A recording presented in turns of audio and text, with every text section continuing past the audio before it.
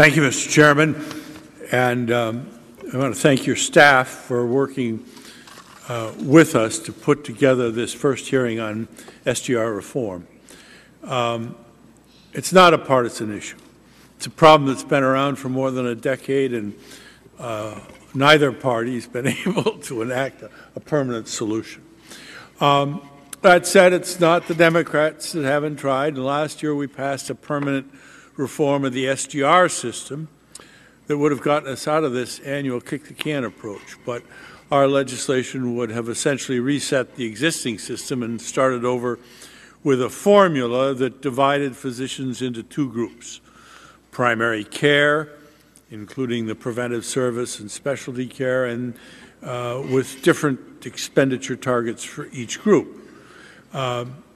While the physicians would still be accountable for spending growth, access to primary care services would have been promoted by getting an extra allowance for the primary care.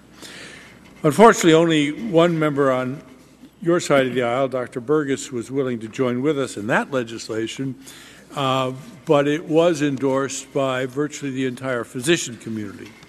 Today's hearing is going to be a focus on a component of a reformed physician payment system, delivery system reform, and I think we'll hear the witnesses say that we have no chance of reforming that until we change the way we pay for medical care, and that the existing fee-for-service system merely incentivizes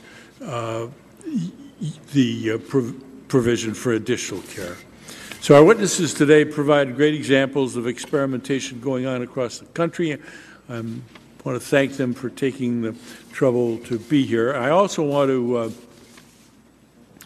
tell them that as an incipient receiver of cataract surgery in the next week, I can't see you. I have your names down here, and you're kind of that nice blur. So if I misdirect us to comment to you, please forgive me. Again, thank you, and I look forward to hearing our witnesses. I want to thank them for coming today and being so patient because of the voting schedule that necessitated our stretching this out into the late afternoon. Thank you, Mr. Chairman.